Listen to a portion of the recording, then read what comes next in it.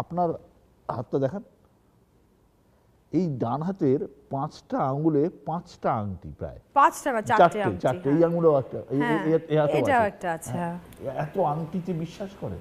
আমি অ্যাস্ট্রোলজিতে বিশ্বাসী, আমি ঠাকুর দেবতাদের ভীষণ বিশ্বাসী, সবকিছুতে আমি বিশ্বাসী।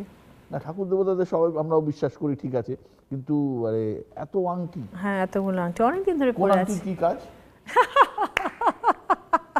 এটা ভালো, এটা ভালো। আমি জানি না। হ্যাঁ, আমার ডায়মন্ড তো ঠিক আছে, আজকে নয়, বিগত প্রায় 30 বছর ধরে ডায়মন্ড পরে আছি। ডায়মন্ড এটা কি বলে? কোনটা? এটা সবুজটা? সবুজটা পান্না। হ্যাঁ, ওটার কি কাজ হয়? না, আমার জানা নেই, আমি একটু জানতে চাইছি। একটা একটা করে বলি। পোখরাজ আমাকে সব কিছু ডিসিশন নেওয়া, ঠিকঠাক থাকা, ঠিকঠাক রাখার জন্য, মানে আমি যে কাজগুলো করছি যাতে পজিটিভ হয় সেটার জন্য পোখরাজ। ডায়মন্ড হচ্ছে পপুলারিটি, ওকে। রুবি হচ্ছে শারীরিক দিক দিয়ে আমি যেন সবসময় ঠিকঠাক থাকি, হেলথ ওয়াইজ যেন ঠিকঠাক থাকি।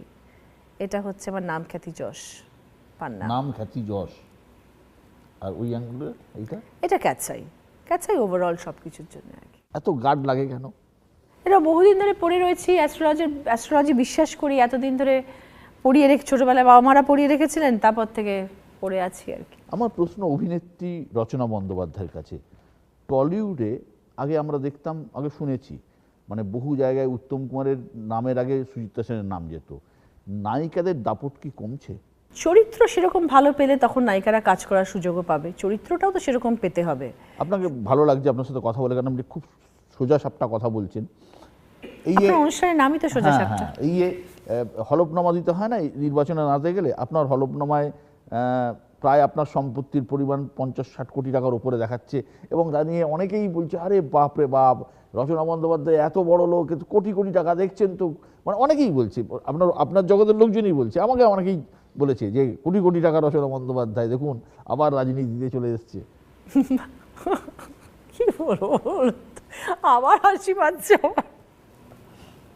না, প্রথমত তো এটা আপনি ভুল অ্যামাউন্ট বলেন, এতখানি এত কিছু নয়, যাই হোক, আর এতটা অ্যামাউন্ট কিছু নয়। আর দ্বিতীয়ত হচ্ছে যে 30 বছর ধরে কাজ করছি দাদা, অনেক পরিশ্রম করেছি, এত ভাষায় কাজ করেছি, সারা ভারতবর্ষে মোটামুটি ট্রাভেল করেছি কাজের জন্যে। এত কিছু করার পরে যদি এইটুকু সঞ্চয় না করতে পারলাম, তাহলে আর কাজ কি করলাম? আর আমি সঞ্চয়ে বিশ্বাসী, আমি নয়, আমার বাবা সঞ্চয়ে ভীষণ বিশ্বাসী ছিলেন।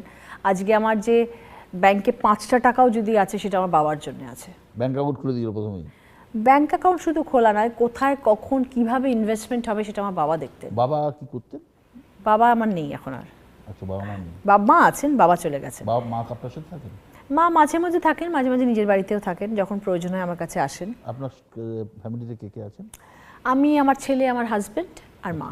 আর বাবা ছিলেন, বাবা আগে একদম এরমভাবে রাখতেন। হ্যাঁ, তো মানে 500 টাকাও যদি রোজগার করতাম, সেটা কি বাবার হাতে দিয়ে বলতাম তুমি নাও, এবার তুমি রাখো, কোথায় রাখবে। তো এই যা আমার সম্পত্তি যা দেখানো হয়েছে, সেগুলো সবটাই আমার বাবার কৃতিত্ব, বাবাই করেছেন। তো সেই বাবা করতে করতে করতে সেটা বাড়তে বাড়তে যা হয়, সেরকম বাড়তে বাড়তে গেছে, সেরকমভাবেই হয়েছে সব কিছু। কিন্তু সব নিন্দুকদের প্রচার। হ্যাঁ, মানে এরপরে যদি মানুষ সেটা নিয়ে হেসে বলেন যে এরপরেও কি রাজনীতিতে আসা দরকার, মানে এটা এই যে ব্যাখ্যাটা, এই যে একটা ক্যাপশন সবাই দিয়ে রেখেছে যে এত আছে তাহলে কেন রাজনীতিতে এসছে, মানে সবাই এটাই মাথার মধ্যে সবাই ঢুকে আছে, বোধহয় রাজনীতিতে আসছে বোধহয় কামানোর জায়গা। তো এটা একটা বড় চ্যালেঞ্জ আমার কাছে দেখানোর, যে আশা করি রচনা বন্দ্যোপাধ্যায় একা একটা মানুষ, একটা ছেলেকে নিয়ে থাকি। তো আমার মনে হয় না আমার যা আছে এরপরে আমার আরও কিছু মানুষের প্রয়োজন হতে পারে। ছেলে কি করতে চায় জীবনে? ছেলে তো ভীষণ ক্রিকেট প্রেমী, স্পোর্টস নিয়ে থাকতে চায়, স্পোর্টস নিয়ে পড়াশোনা করতে চায়, স্পোর্টস ম্যানেজমেন্টে পড়তে চায়, প্লাস ক্রিকেট নিয়েও থাকতে চায়। অস্ট্রেলিয়াতে সাধারণত স্পোর্টস ম্যানেজমেন্ট খুব ভালো হয়, সেটা দেখা যাক কি করতে চায়, মানে কোথায়ও যেতে চায়। আমার ইচ্ছে ইন্ডিয়াতেই থাকুক। মা হিসেবে কি আপনি খুব পজিটিভ না, যা ইচ্ছা করে করুক? না, আমি ওর উপর ছেড়ে দিয়েছি। দেখুন, আমি আমার যে কেরিয়ার যখন শুরু করেছিলাম, আমি জাস্ট উচ্চ মাধ্যমিক পাশ করলাম, আমি ছবির জগতে চলে এলাম। আমার বাবা মা কিন্তু আমাকে একবারও আটকাননি। আপনার বেড়ে ওঠা কোথায়? কলকাতায়। আমার বাবা আমাকে বলেছিল যা চিলে আপনি জিন্দেগি, মানে যেরকম বলেছিল না সিমরন, তো আমার বাবা হচ্ছে সেরকম একজন মানুষ ছিল। পড়াশোনা করতে হবে, পড়তে হবে, বেরোবি না, সিনেমা করবি না, এইসব ধরনের কোনো ব্যাপার ছিল না। আপনিও কি এই চলার পথে উল্টে পড়েছেন? নিশ্চয়ই, চলার পথে উল্টে না পড়লে তুমি দাঁড়াবে কি করে? আজকে আমি এমনি রচনা বন্দ্যোপাধ্যায় হয়ে আজকে আপনার সামনে বসে এই কথাগুলো বলতে পারছি যে জীবনে সেই অভিজ্ঞতা না সঞ্চয় করে থাকি। 94 সাল থেকে কাজ করছি, 400 টাকা পার ডে পেতাম। অনেক ছবি এরকম হয়েছে যে বলেছে আপনি করছেন হিরোইন, তারপর আমাকে নেওয়া হয়নি। লোকে ঠোকরাবে, সেটাও তোমাকে শুনতে হবে। আজ রাজনীতিতে এসেছে, আমাকে লোকে ঠোকরাচ্ছে, আমার সেটা শুনতে হচ্ছে।